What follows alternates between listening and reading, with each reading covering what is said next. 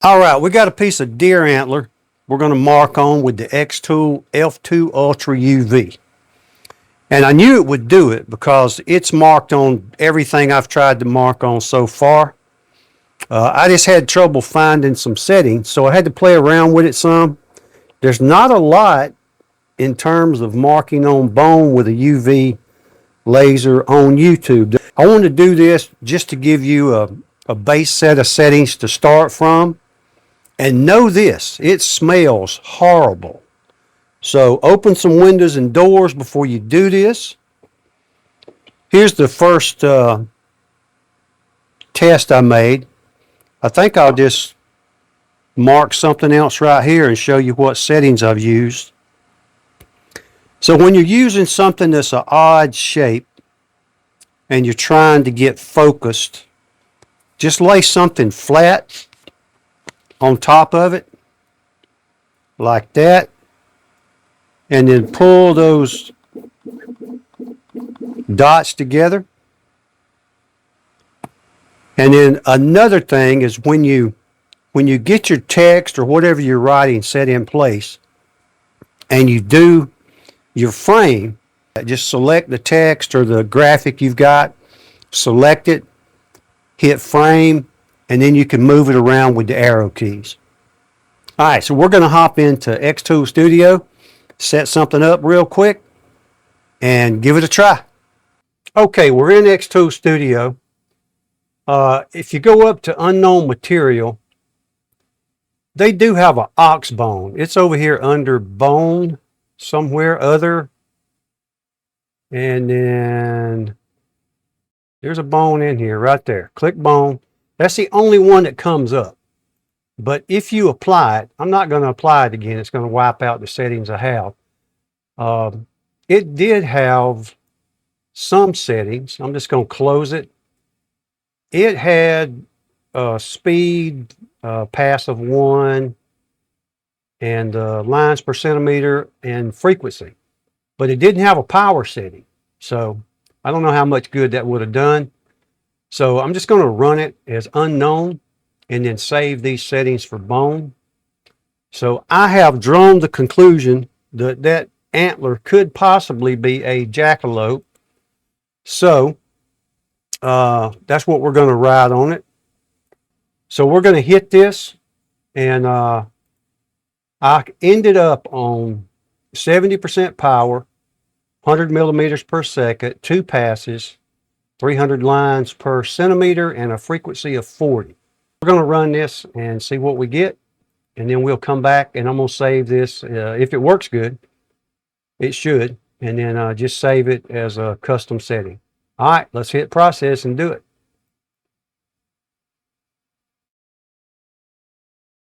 Looks like 18 seconds. All right, let's do it. Remember to open some windows and doors, turn on your exhaust fans, and put on some safety goggles.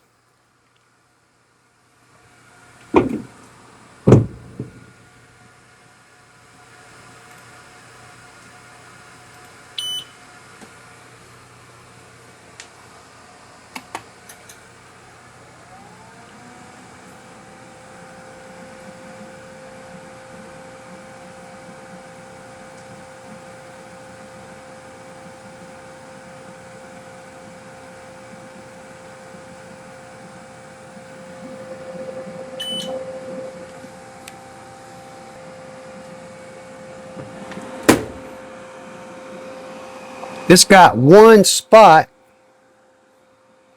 It's not wanting to hit good for some reason. So I'm going to run it again.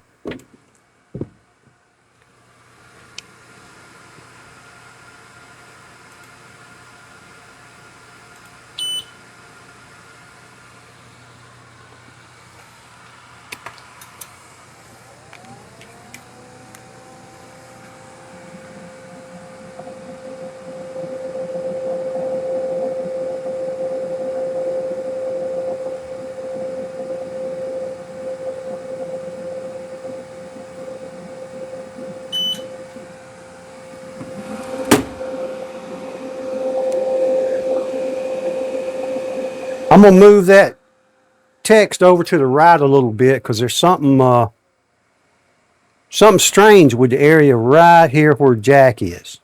So let me move that over and we'll hit it again. All right, for this one, I just moved it over a little bit and I only changed the number of passes to 4 passes. So let's run it again.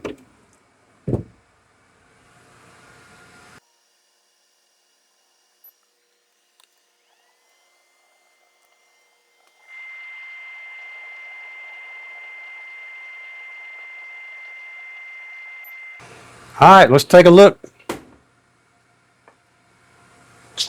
There is what we ended up with. So there was something on this spot right here. I don't know what the deal was, but I'll put these final settings in the description. So it's what was on the screen, plus I changed it to four passes for that last run.